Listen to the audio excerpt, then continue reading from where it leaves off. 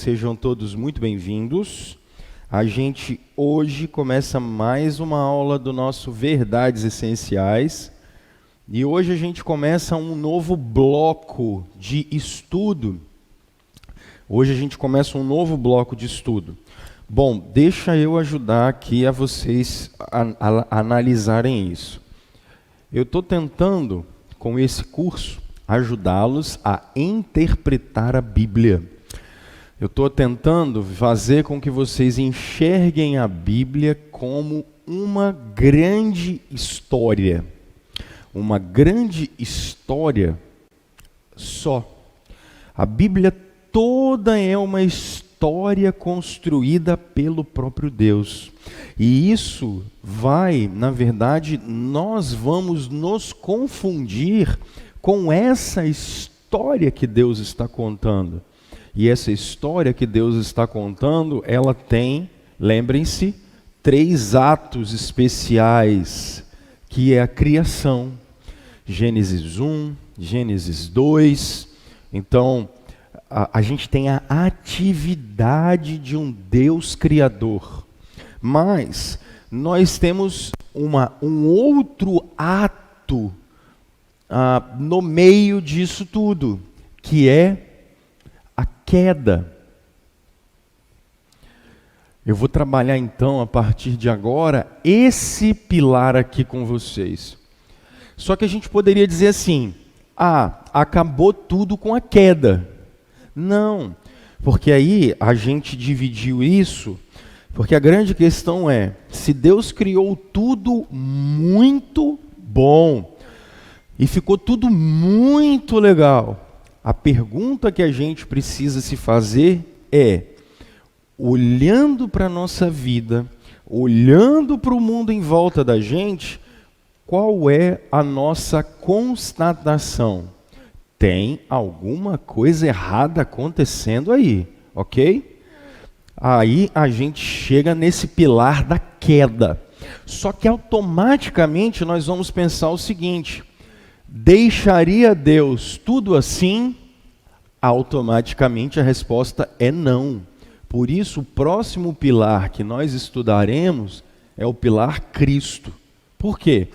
Porque em Cristo nós temos 2 coisas. Nós temos a salvação, ou redenção, ou perdão. Então em Cristo nós temos a redenção, e em Cristo nós temos uma outra coisa. Do mesmo jeito que no princípio criou Deus os céus e a terra, quando nós chegarmos no final da Escritura, o que é que a gente vai ver? A consumação. Que consumação é essa, Rômulo? Apocalipse 21. Se Gênesis 1 trabalha com eu vi um céu e uma terra, no princípio, Deus criou céu e terra. No final da história, eu vi um novo céu e eu vi uma nova terra. Então, quando nós olhamos a Bíblia, não são várias histórias. Nós temos uma história. A história de Deus em alguns atos, especialmente 3. Criação, a queda e Jesus Cristo. Que é como Deus está redimindo e como Deus instaurará uma nova criação. A partir daqui, deixa eu fazer uma simples aplicação. Cristãos, às vezes a gente ouve muito assim, olha, 2 Coríntios capítulo 5, né? Aquele que está em Cristo é uma nova criação. A expressão do apóstolo Paulo é exatamente essa. Paulo está dizendo que cristãos já experimentam da nova criação. Aquilo que o mundo experimentará quando Jesus voltar, cristãos já experimentam. Nós já experimentamos a adoção, somos adotados como filhos de Deus. Nós já experimentamos o perdão, a reconciliação. Nós experimentamos a relação com Deus. Nós experimentamos isso. Ou seja, cristãos já devem viver agora com a expectativa do que seremos na eternidade. Ok? Então hoje eu começo com vocês esse lado da queda. Por quê? Porque aqui nós respondemos basicamente 2 perguntas até agora. Quais perguntas nós respondemos? De onde nós viemos? A gente respondeu isso aqui. Respondemos, por exemplo, como nós sabemos que fomos criados. Então trabalhamos todo um período de teologia da revelação. Nós conseguimos responder também quem foi que nos criou e qual foi a razão de termos sido criados. Nós vimos tudo isso aqui nos últimos dias. Hoje eu quero conversar com vocês sobre por que o mundo está desse jeito. Por que o mundo está assim? É essa pergunta que a gente precisa se responder agora, ok? Então vamos lá. As Bíblias de vocês, por favor, abertas em Gênesis capítulo 3, e eu vou fazer com vocês a partir daí uma análise do texto bíblico. Vamos lá. Quando nós olhamos a Escritura em Gênesis capítulo 3, a gente tem que ver um paradigma interessante. Primeiro, vamos analisar o seguinte. Olhemos o capítulo 1, verso 31. Olha o que o texto bíblico diz. Gênesis capítulo 1, versículo 31. O texto bíblico diz assim: Deus viu tudo o que havia feito, e tudo havia ficado muito bom. Passaram-se tarde e manhã, e este foi o 6º dia. Meus irmãos, Deus repete a palavra bom. Por exemplo, olha o verso 3 do capítulo 1. Disse Deus: haja luz, houve luz, Deus viu que a luz era boa. Mas ele continua, olhem o verso 10. A parte seca Deus chamou terra e chamou mares ao conjunto das águas, e Deus viu que ficou bom. Olha que coisa legal. O verso 12, a última palavra do verso 12 é bom. Se vocês observarem a última palavra do verso 18, qual é? Bom.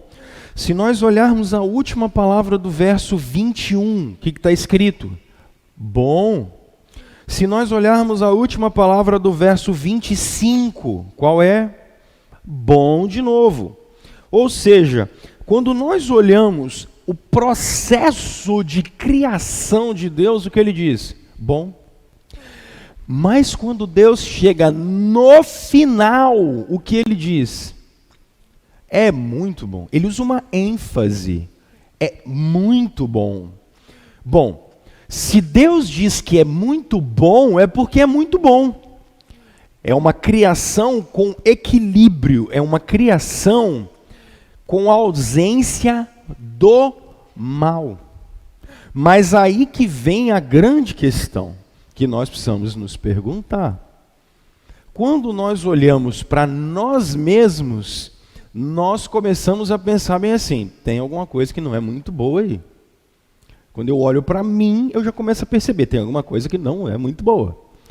Quando eu olho para o mundo, eu começo a perceber, bom, peraí, tem alguma coisa aqui que não é muito boa.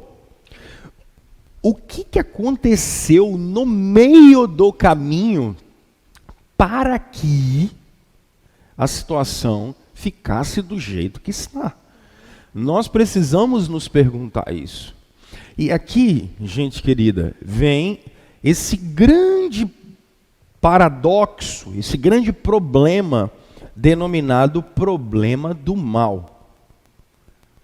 Que é o que eu sempre tenho falado com vocês. Se Deus é bom, se Deus é amoroso e se Deus é poderoso, por que é que existe o mal? A gente sempre se pergunta isso. E eu tenho sempre falado isso com vocês. Que o pessoal fala assim: mas Deus viu que o mal ia acontecer. Então, se ele viu e não fez nada, ele não é bom. Se Deus já sabia que o mal ia acontecer e ele não fez nada e ele não pôde evitar, é porque ele não é poderoso. Então, se ele não viu, mas foi pego desprevenido, então esse Deus não pode ser todo poderoso e ele não consegue ver tudo. Então, às vezes a gente se pega dentro disso em dilemas da nossa própria vida, como por exemplo, eu faço um diagnóstico e aí eu descubro que estou com câncer. Aí a gente começa a se perguntar assim: nossa, mas aonde estava Deus? Nós vivemos com esse dilema. Ou aconteceu um acidente e eu perdi o meu filho, e eu perdi o meu neto. Aí a gente se pergunta assim: mas onde estava Deus? As pessoas vivem com esses dilemas e os seres humanos sempre viveram com esse dilema. Nós sempre vivemos com esse dilema. Mas para a Bíblia, isso não é um problema. Isso não é um problema. Porque da mesma maneira, e isso aqui é só uma forma para vocês pensarem, da mesma maneira que os seres humanos trabalham o problema do mal, e aí eu queria que você depois juntasse Tico e Teco, eu acho que pior do que o problema do mal é o problema do bem. O problema do bem é pior do que o problema do mal. Você fala assim: Rômulo, mas como é que o problema do bem é pior do que o problema do mal? Sim, o problema do bem é pior do que o problema do mal. Percebam como é que os nossos alunos aprendem, por exemplo, os nossos filhos aprendem de onde nós viemos. A gente acredita, por exemplo, aí na educação, que a gente é fruto de uma seleção natural, ok? Então, o mais forte sobrevive ao mais fraco, ok? Então, automaticamente, o que acontece? Alguém precisa se impor ao outro para sobreviver. Então, qual é a lógica? A lógica da natureza, segundo dizem o mundo, é a lógica do mais forte. E se é a lógica do mais forte, então não há espaço necessariamente para solidariedade. O que há espaço é para instinto de sobrevivência. Então a grande pergunta é: o natural deveria ser: eu faço de tudo contra o outro para que eu sobreviva. Essa é a lógica da criação. Essa é a lógica do mundo. Segundo a turma fala, espontaneamente evoluído. Se essa é a lógica, a grande pergunta é: por que nós somos capazes de fazer o bem? Se uma espécie tem que matar a outra, se uma espécie tem que destruir a outra, a pergunta é: por que é que nós somos capazes de ir contra essa lógica? Por que nós somos capazes de proteger os demais? Ou seja, o problema do bem, ele é mais complicado do que o problema do mal, segundo a ótica do mundo. Então não caiam nessa falácia. Depois vocês reassistam isso. Reassistam e percebam, é mentira em cima de mentira, gente. É falta de pensamento em cima de falta de pensamento. Mas o cristianismo não trabalha com essas categorias. Para o cristianismo, o mal não é um problema mesmo. Pelo contrário. E é nisso que a gente vai tentar compreender aqui. Vamos a Gênesis capítulo 3 para entender o que aconteceu, porque se em Gênesis 1 e 2 a criação é feita, vamos tentar pensar em Gênesis capítulo 3 o que acontece. Vamos lá, meus irmãos. E aqui eu já vou parar com vocês logo aqui, porque eu vou ter que tentar gastar um tempo explicando da onde aparece esse personagem. Porque num período em que está tudo bem, Gênesis 1, Gênesis 2, e percebam o que está acontecendo, verso 3, capítulo 3, verso 1. Ora, a serpente era o mais astuto de todos os animais selvagens que o Senhor Deus tinha feito. Até aí tudo bem. Uma serpente, se nós tentarmos olhar o que é uma serpente hoje, realmente é um animal extremamente sagaz. Você vê uma cobra, ela sei lá, e outros tipos de serpente que tem aí. Mas aqui já me aparece uma outra situação intrigante, que ainda é no verso 1, quando o texto bíblico diz: a serpente perguntou à mulher: foi isso mesmo que Deus disse? Não comam de nenhum fruto das árvores do jardim? Então aqui a gente já começa a olhar alguma coisa estranha. E parece que existe uma serpente que vai conversar com uma mulher. Algumas reações são interessantes porque essa mulher não acha estranho conversar com a serpente. Daqui a pouco eu vou tentar olhar algumas passagens a mais com vocês. Mas é interessante porque ela já faz uma pergunta para a mulher. E essa pergunta necessariamente é capciosa. Por quê? Por que a pergunta é capciosa? Porque ela está dizendo assim: então, não foi isso que Deus disse? Ela não está afirmando, mas me parece que ela está querendo colocar em prova. Olha só, olhem a pergunta de novo. Foi isso mesmo que Deus disse? É essa mesmo a palavra? Não comam de nenhum fruto das árvores do jardim? Percebam, gente. Deus nunca disse que eles não poderiam comer de nenhuma árvore do jardim. E a Eva, ela é incrível, porque olha o que ela faz. Respondeu a mulher a serpente: podemos comer do fruto das árvores do jardim. Mas Deus disse: não comam do fruto da árvore que está no meio do jardim. Agora aqui é muito interessante. Olha como é que o ser humano é religioso. Eva criou a primeira igreja da face da terra. Ela criou a primeira religião. Olha o que ela diz: nem toquem nele. Mas Deus não diz para não tocar. Deus não diz para não comer. Mas a turma é muito interessante. A gente cria dogma o tempo todo. A gente diz o que Deus não disse o tempo inteiro. Isso é muito engraçado. Aí ela diz: nem toquem nele, do contrário vocês morrerão. Aí tá beleza. Agora o que acontece? Disse a serpente à mulher: certamente não morrerão. Deus sabe que no dia em que dele comerem, seus olhos se abrirão e vocês, olha que coisa curiosa, como Deus, serão conhecedores do bem e do mal. Quando a mulher viu que a árvore parecia agradável ao paladar, era atraente aos olhos e, além disso, desejável para ela obter discernimento, tomou do fruto, comeu, e aí deu ao seu marido e ele comeu. Até aí, tudo bem. A pergunta que eu preciso fazer com vocês é o seguinte: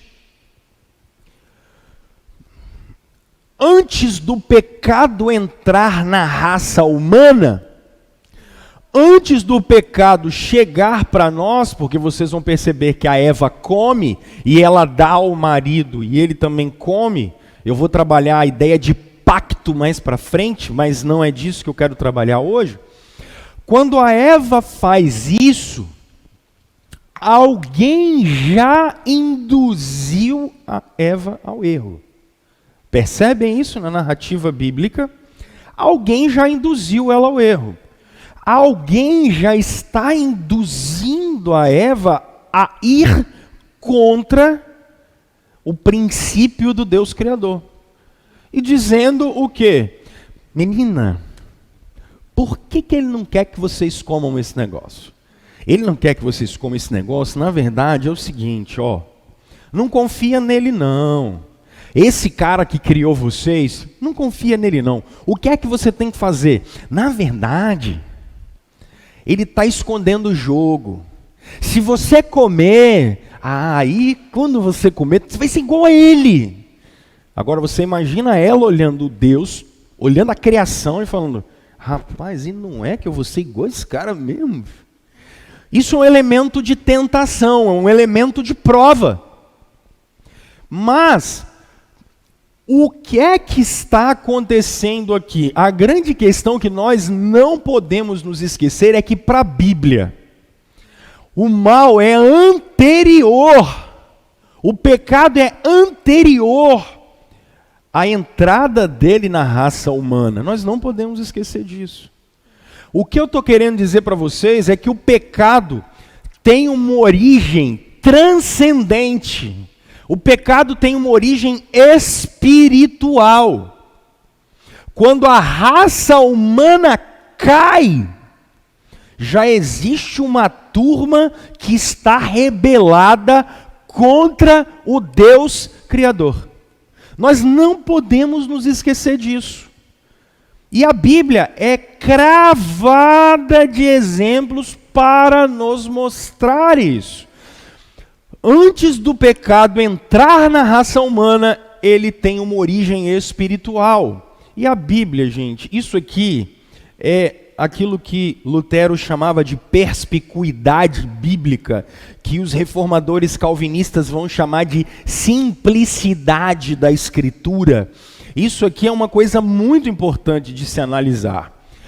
Como é que eu vou deixar isso muito claro para vocês? Percebam, por exemplo, o livro de Judas.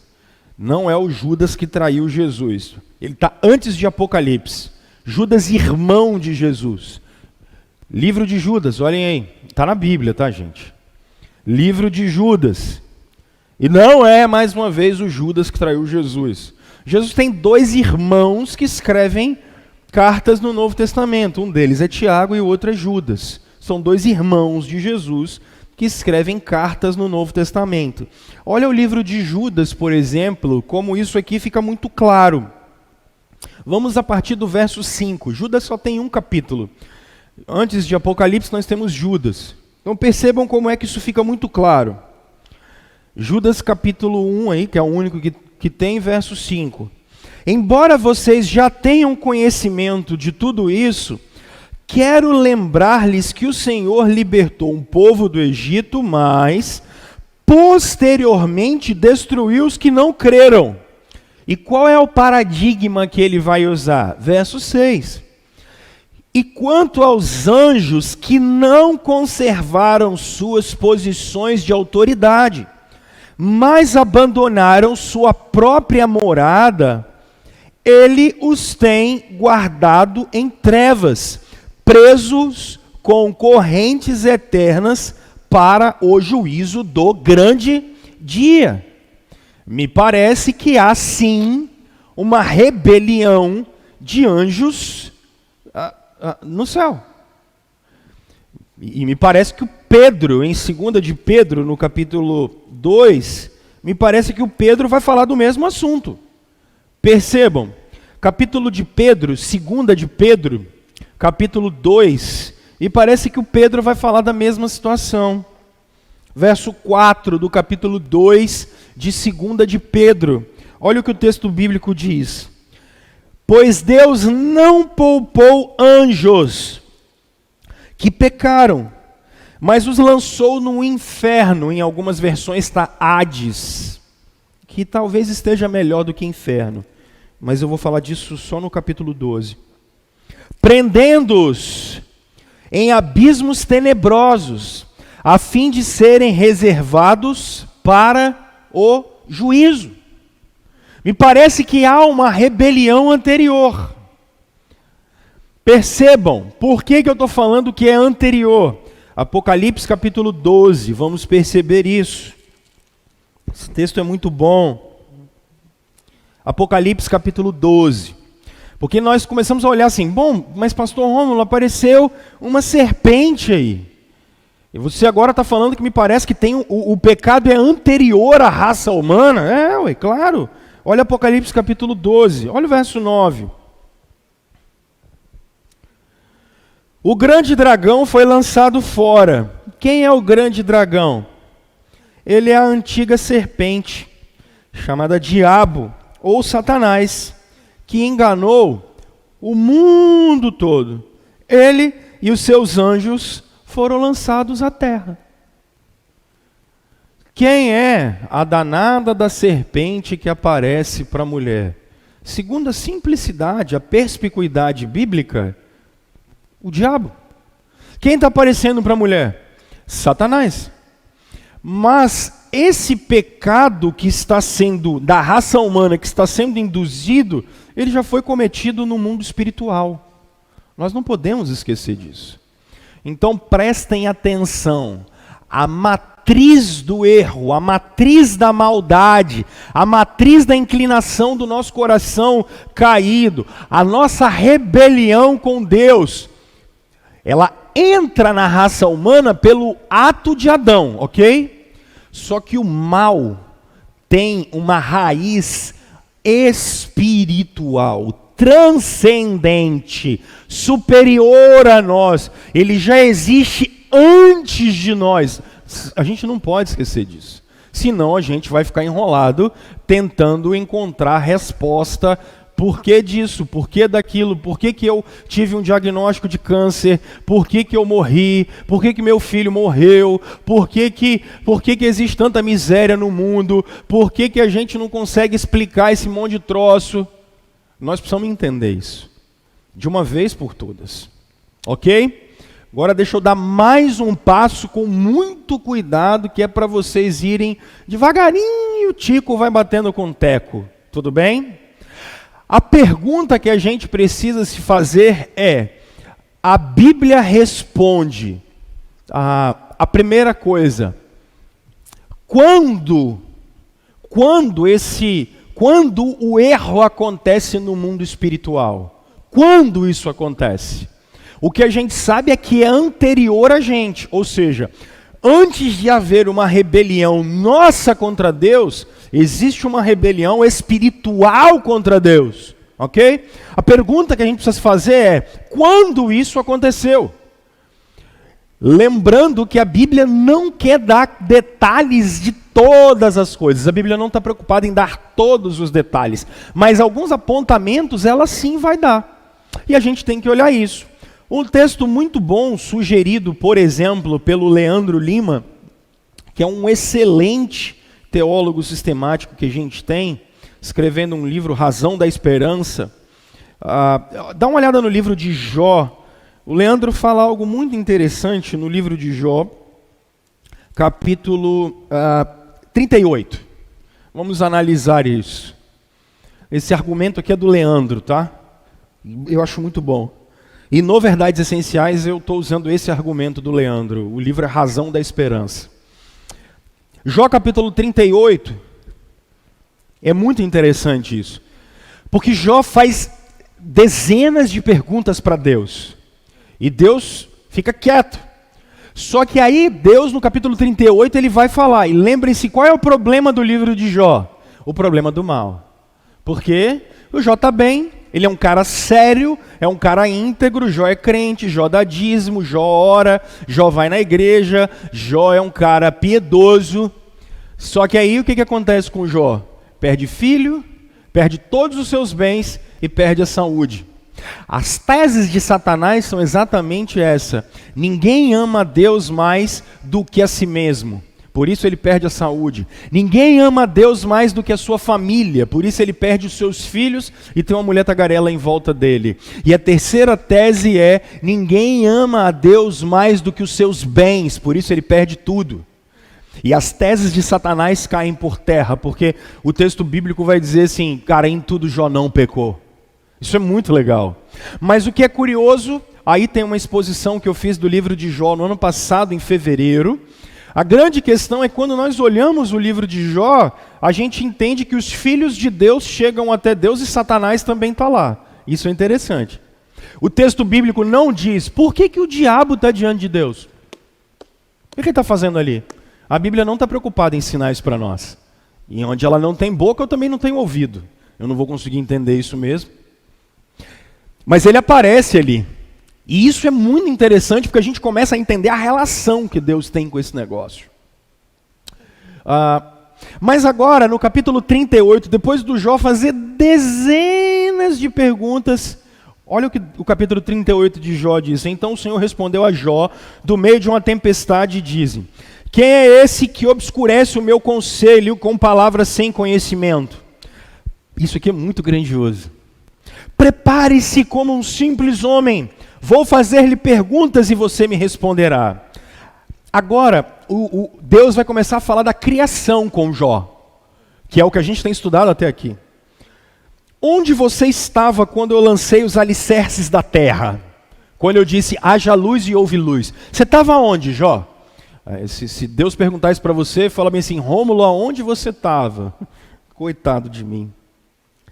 Responda-me, se é que você sabe tanto. Quem marcou os limites das suas dimensões? Talvez você saiba. Olha como continua, gente. É muito bonito isso.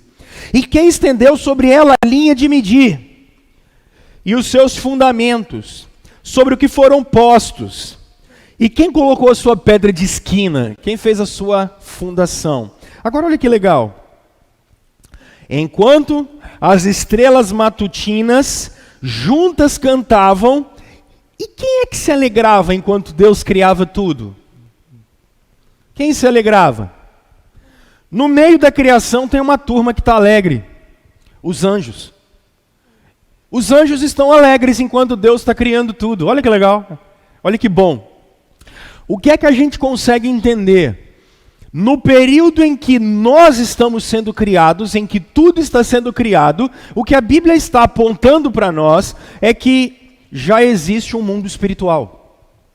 Já existe uma realidade que não é essa de matéria, energia e o próprio sopro de vida que nos tornou alma viventes. Isso já existe, isso já está acontecendo. Então, o Leandro vai trabalhar algo muito legal. Vamos olhar 2 textos do Antigo Testamento que vão nos direcionar para isso. Se você perguntar para mim assim, Rômulo, quando os anjos foram criados? Sinceramente, eu vou dizer para você assim, não tem uma resposta 100% para dar para vocês. Eu vou te dar 2 opções, que é o que a teologia sempre trabalha. A primeira opção é os anjos são pré-existentes à criação. Eles já existiam. É uma opção. Você não vai ter base bíblica para isso. Então é mera especulação. Uma segunda, que é a que eu prefiro assumir, é os anjos são criados junto com a gente na criação. Nos exércitos dos céus, eles fazem parte disso como uma realidade espiritual. É porque essa é a grande parte dos reformadores partem dessa premissa. Eles são criados juntos conosco. Não no 6º dia, mas teriam sido criados aí no 4º dia, alguns no 3º dia, eu prefiro isso. Mas não vou entrar nesse assunto, porque é pano demais para manga. Mas vamos a Ezequiel, eu acho que Ezequiel vai dar mais uma luz para a gente. Ezequiel no capítulo 28, ele vai dar mais uma luzinha. Ezequiel 28. O texto bíblico vai falar algo legal aqui. Porque, percebam, e aqui é muito bacana, porque essa é uma profecia contra o rei de Tiro, ok? Há 2 interpretações para esse texto. A primeira eu não gosto. Eu não acho que ele está falando de Adão aqui. Eu não acho que ele está falando dos homens. Tem gente boa que acredita nisso. Eu não acho isso. Ele está usando o rei de Tiro para fazer uma alusão. E não está falando do Éden e do homem no Éden. Vocês vão perceber isso agora, que é a interpretação que nós daremos aqui. Verso 11. Esta palavra, Ezequiel 28, esta palavra do Senhor veio a mim. Qual é a palavra que veio a mim? Filho do homem, erga um lamento a respeito do rei de Tiro e diga-lhe, assim diz o soberano, o Senhor. Você era o modelo da perfeição, cheio de sabedoria e de perfeita beleza. Você estava no Éden, no jardim de Deus.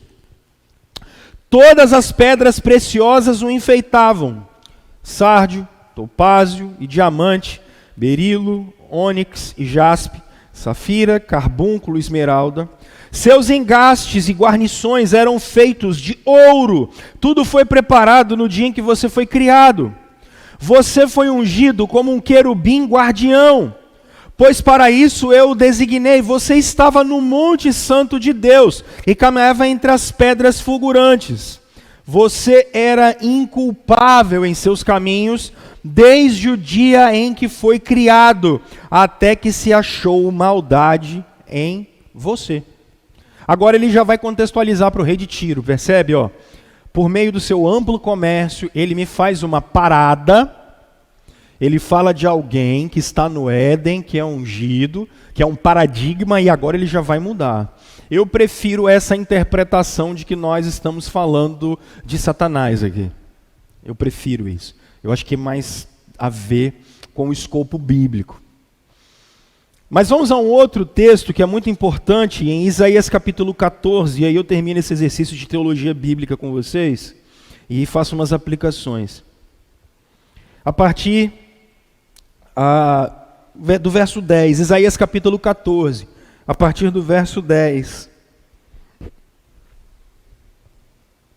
Isaías 14, a partir do verso 10. Olha o texto bíblico dizendo isso. Todos responderão e lhe dirão: você também perdeu as forças como nós e tornou-se como um de nós. Sua soberba foi lançada na sepultura junto com os sons das suas liras. Sua cama é de larvas cobertas de vermes. O verso 12 começa a nos dar algum tipo de indicação muito boa.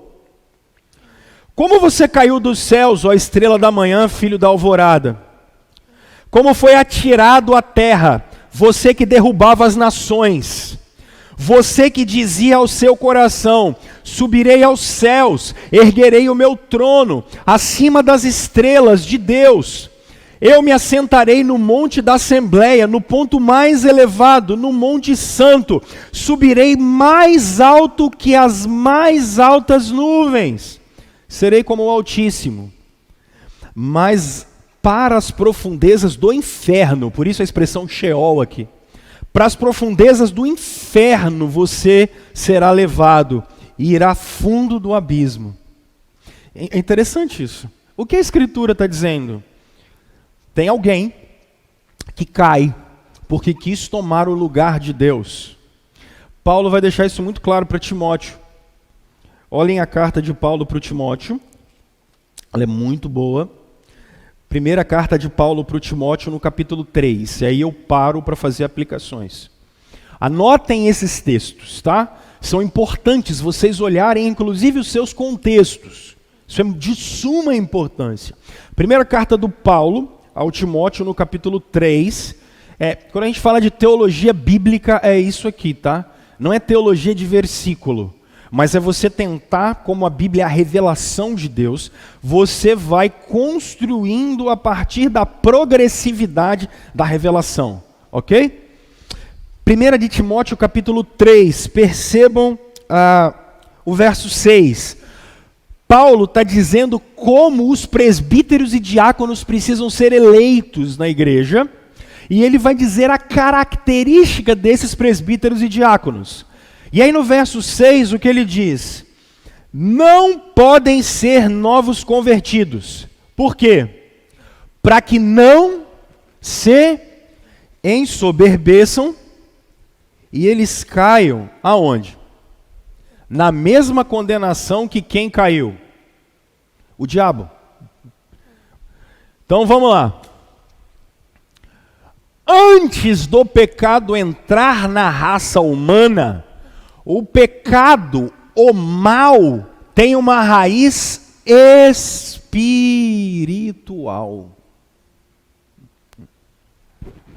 O pecado tem uma raiz espiritual. E que raiz espiritual é essa?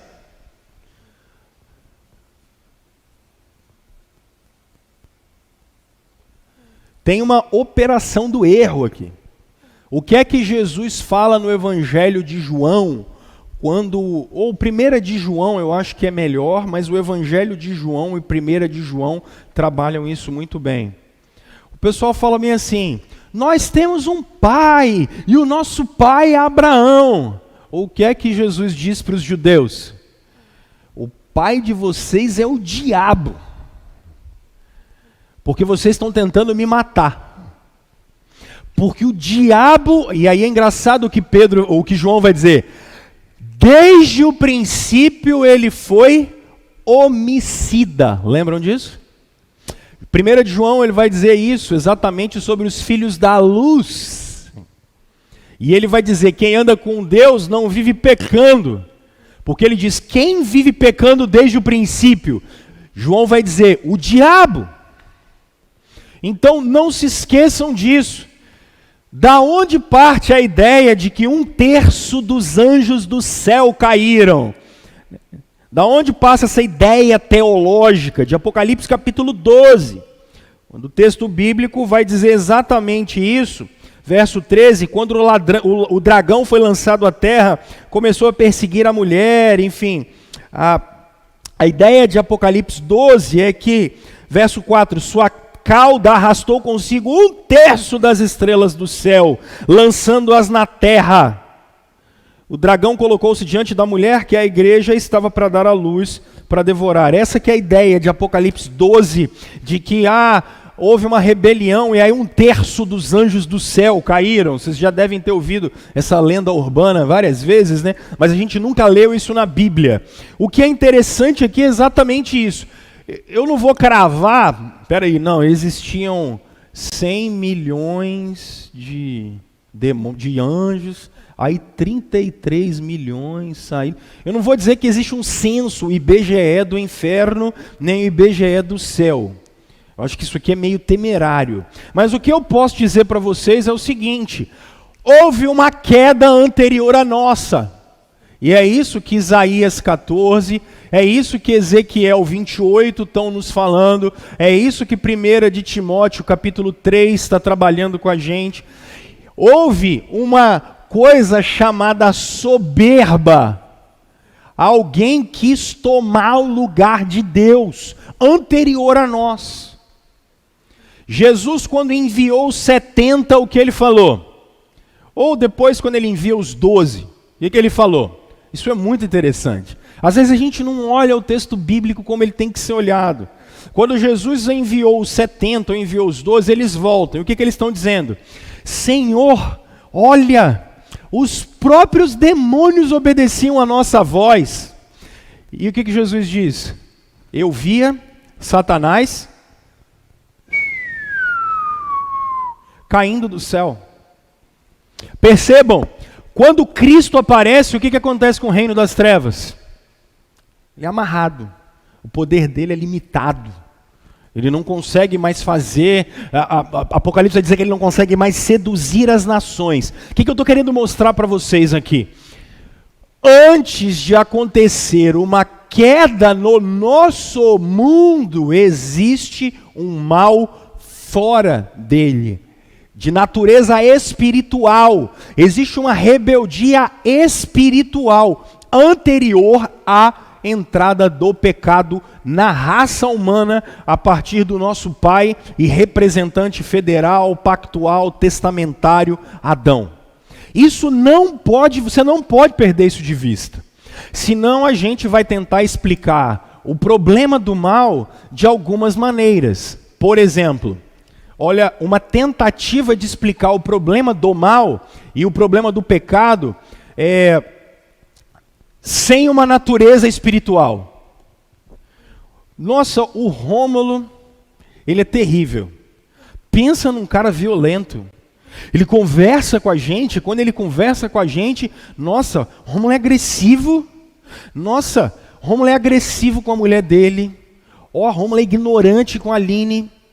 Olha, a gente olha Rômulo com a Elise e com a Júlia, que cara ruim. Aí vão olhar para mim e como é que eles vão explicar a minha agressividade? Eles vão falar assim, menino, o avô dele era um cara muito ruim. Nossa, eu não conhecia o pai dele. Não era um cara legal. Nossa, pai dele violento. Aí aparece um e fala assim, tá vendo? Esse negócio é genética. Esse trem, passa de pai para filho. Eu não vou negar que algumas características realmente passam de pai para filho. Mas o que a Bíblia está dizendo para nós é o seguinte, não caiam nesse conto do vigário.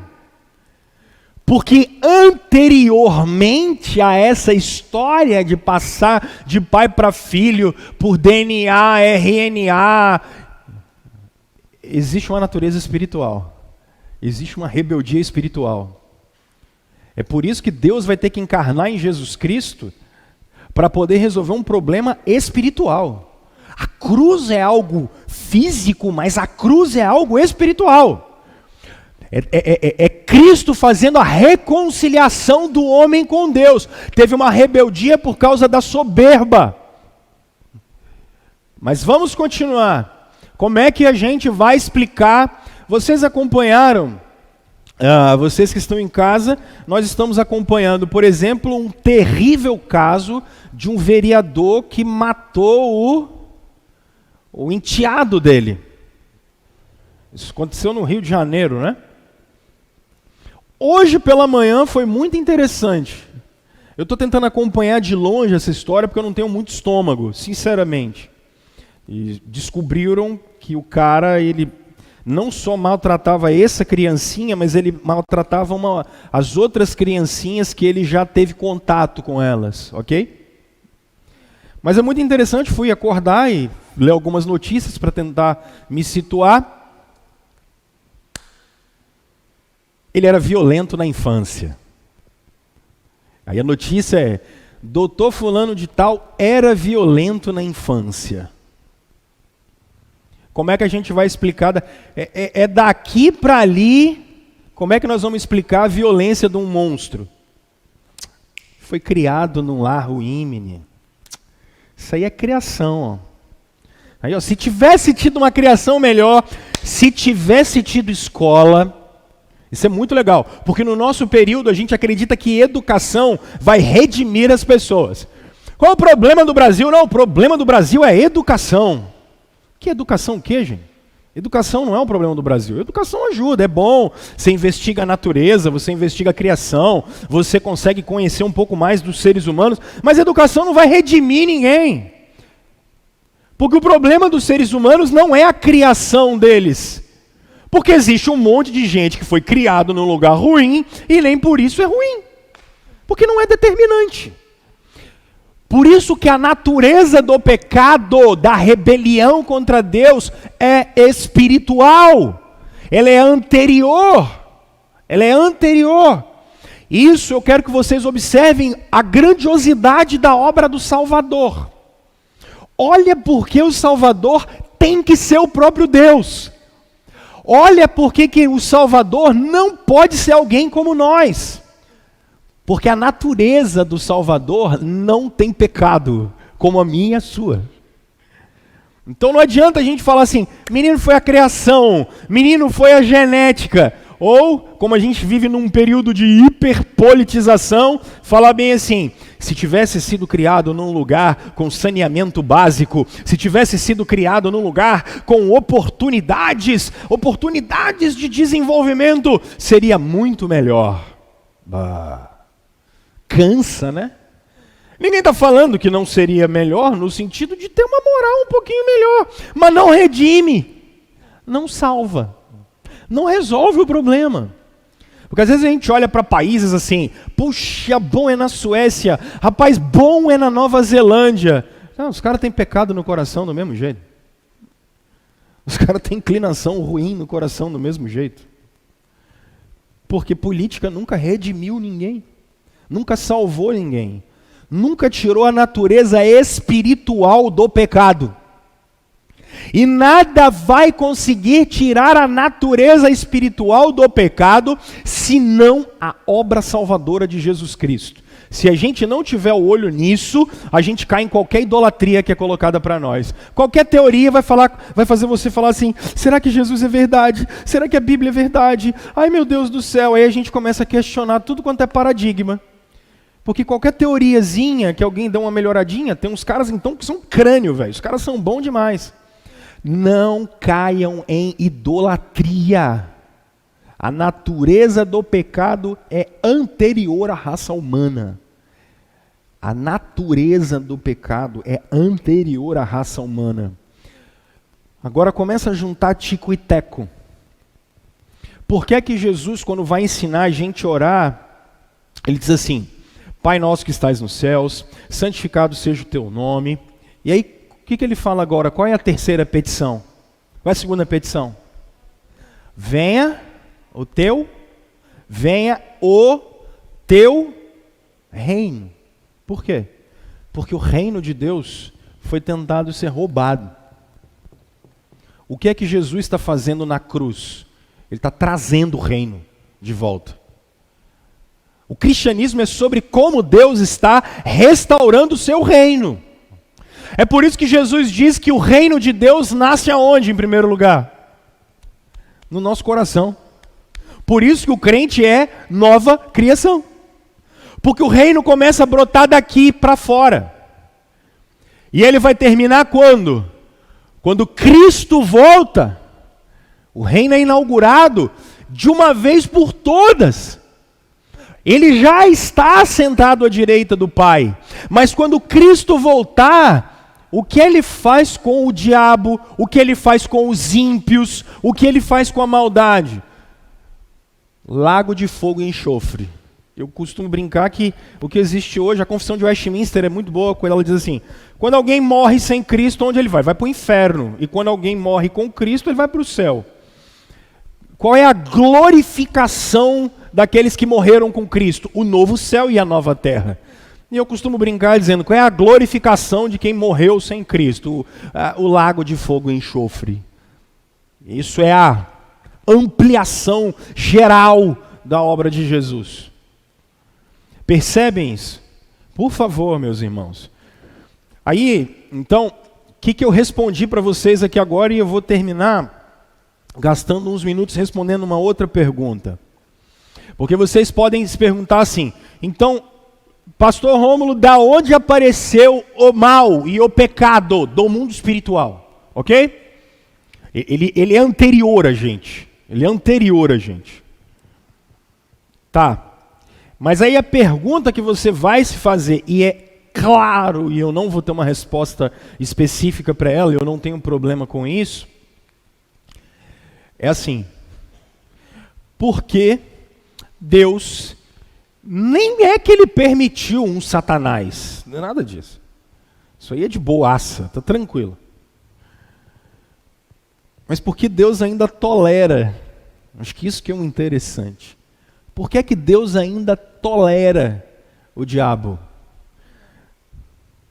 Às vezes a gente fica pensando nisso, né? Por que Deus ainda tolera o mal? A resposta bíblica é muito interessante. Sabe qual é? Para o louvor da glória da sua graça. Essa é a resposta de Deus. Mas pastor Rômulo não tem uma resposta elaborada, assim, sumário, introdução, narração. Não. Efésios. Para o louvor da glória da sua graça. E nada mais. Mas por que ele não acaba com isso agora? Não tenho a menor ideia. O que eu posso dizer para vocês? Bom, vamos tentar analisar algumas coisas que a Bíblia diz. E não ultrapassemos o que está escrito. Eu não vou conseguir entender tudo mesmo. Então, vamos até Mateus capítulo 25. Acho que é muito legal. O 24 e o 25, eles são muito interessantes. Mateus, vamos ao capítulo 24. Ok? Tá. A partir do verso 9. Acho que é muito interessante. Acho que um pouquinho antes. Vamos a partir do verso 4. Os discípulos fazem uma pergunta para Jesus assim: dize-nos quando acontecerão essas coisas, qual será o sinal da tua vinda e do fim dos tempos? Jesus respondeu. Simples, ó. Cuidado que ninguém os engane, pois muitos virão em meu nome, dizendo eu sou o Cristo, enganarão a muitos. Vocês ouvirão falar de guerras e rumores de guerras, mas não tenham medo, é necessário que tais coisas aconteçam, mas ainda não é o fim. Nação se levantará contra nação, e reino contra reino, haverá fomes e terremotos em vários lugares. Tudo isso será, engraçado isso, né? A gente olha, por exemplo, o Covid-19, Jesus vai dizer assim, isso é o início das dores, vocês fiquem muito tranquilos, tá? Eu já vou dizer para vocês, vocês vão passar pela grande tribulação, tá bom? Nós vamos estudar isso lá na frente. Então eles os entregarão para serem perseguidos e condenados à morte, e vocês serão odiados por todas as nações por minha causa. Naquele tempo, muitos ficarão escandalizados, trairão e odiarão uns aos outros, e numerosos falsos profetas surgirão e enganarão a muitos. Devido ao aumento da maldade, o amor de muitos se esfriará, mas aquele que perseverar até o fim será salvo. E este evangelho do reino será pregado em todo o mundo como testemunho a todas as nações, e então virá o fim. Assim, quando vocês virem o sacrilégio terrível, do qual falou o profeta Daniel no lugar santo, quem lê entenda, então os que estiverem na Judéia, enfim, ele começa a falar um monte de coisa. Percebem? A Bíblia não está preocupada em dizer, gente, por que não? Por quê? Por que Jesus não volta agora? A Bíblia não está preocupada em dizer isso. A Bíblia só está preocupada em dizer o seguinte, ele vem. Por isso pro louvor da glória da sua graça. Porque Deus vai ser glorificado nisso. Aí, termino. Isso é o C.S. Lewis e o Tim Keller.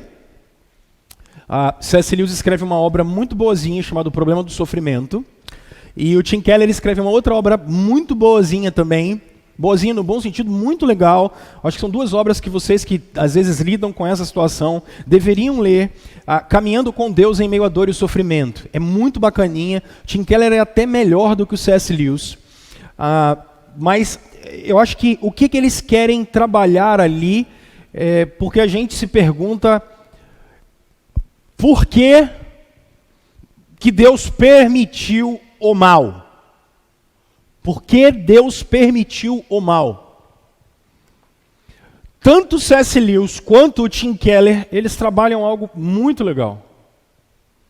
E eu acho que assim, é uma resposta boa. Não resolve todos os nossos problemas existenciais, mas é uma resposta boa. Quando eles dizem algumas coisas assim, número 1, pessoal, Adão tinha um conhecimento muito legal de Deus. Nós vamos observar na semana que vem, eu vou continuar a narrativa do texto com vocês, vocês vão perceber no verso 7 que na viração do dia, Deus ia conversar com a raça humana. Isso é incrível. Agora percebam que com a entrada do pecado no mundo, Deus fez carne. Deus fez carne. Nós vimos a face de Deus, o Deus encarnado. A gente viu um lado de Deus que é um lado gracioso, perdoador, de um relacionamento profundo com Ele. E se não tivéssemos caído, simplesmente talvez nós não conhecêssemos esse lado de Deus. Seu lado misericordioso, seu lado gracioso, seu lado perdoador, seu lado de um relacionamento que está para além do próprio orgulho, porque Deus passa por cima de tudo da sua própria glória e Ele encarna. E olha o que a gente teve o privilégio de ver. Jesus diz isso para os discípulos, quando eles falam assim, mestre, nós deixamos tudo e seguimos o Senhor, o que a gente vai ganhar, né? Jesus disse, vocês vão se sentar na minha volta, isso é a igreja, nós vamos assentar à volta de Deus para julgar os povos. A igreja vai julgar o mundo com Jesus. Paulo em Efésios capítulo 1, ele fala isso, né? O mundo não precede a igreja, mas a igreja precede o mundo. Olha que legal. A igreja julga o mundo com Cristo. A gente conseguiu ver essa glória de Deus. Olha a glória da Nova Jerusalém. Ela é muito maior do que a glória da primeira criação. A nova criação tem a luz do Cordeiro. A gente viu Cristo. A gente viu Jesus. Cara, já valeu a pena. Já valeu a pena. Se a gente viu Cristo, valeu a pena. Valeu a pena. Se nós tivemos o sacrifício do nosso Senhor, já valeu a pena. Então, se alguém perguntar assim, por que Deus deixou que tal coisa acontecesse? Fala, cara, olha, eu não tenho todas as respostas para você, mas tem algo aqui que é muito especial. O que? Cristo. Cristo. Ver a glória de Deus encarnada, ver Deus rompendo a morte, ver Deus ressuscitando dos mortos. O mesmo poder que ressuscitou Jesus de Nazaré mora dentro de nós. Vou falar isso com vocês daqui a pouco, pregando a carta de Pedro. E gente, isso não tem preço. Isso não tem preço. A Nova Jerusalém suplanta em glória a Jerusalém do Antigo Testamento. O novo céu e a nova terra potencializam a glória de Deus. Por isso, para o louvor da glória da sua graça. Termino fazendo uma citação do José do Egito. José passa aquele perrengue, mas pense num perrengue. 13 anos em cadeia, volta, vai lá para a casa do Potifar, volta. 7 anos depois, ou seja, são 20 anos praticamente, no mínimo, né? Quando os irmãos do José vão até ele, e aí eles ficam com medo do José, e o José fala assim: gente, vocês tentaram fazer mal para mim, vocês tentaram me matar, vocês tentaram acabar comigo, mas Deus transformou o mal em bem. Tanto o mundo espiritual, e a partir de semana que vem, a gente tentou perverter a glória do Deus Criador. Mas Ele transformou o mal em bem, a ponto de poder ver, da gente poder ver a suprema revelação de Deus, Jesus Cristo. Nossa, isso é o ápice da Bíblia. Isso é o ápice da história humana. O dia que Deus se fez carne. A cruz é o ápice da história humana. O dia que o céu se tocou com a terra. O dia que Deus veio de encontro com a gente. Meus irmãos, nada se compara a Jesus Cristo. Nada se compara a Jesus Cristo. Próxima aula, vou conversar com vocês sobre essa entrada na raça humana. Então eu vou falar um pouquinho de pacto, um pouquinho de aliança. Se der tempo, eu falo dos efeitos do pecado. Se não der tempo, a gente fica só na narração. O que eu estou querendo mostrar para vocês? Eu estou dando princípios de teologia sistemática para vocês? Estou. Mas o nosso exercício está sendo muito mais de cosmovisão, para vocês olharem o mundo com os olhos da Escritura, e de teologia bíblica. A gente vai analisando a construção do Espírito Santo quando ele revelou e inspirou a Escritura e o que ele quis dizer. Tá bom? Beijo. Terminamos aqui. Vocês que estão em casa, um beijo.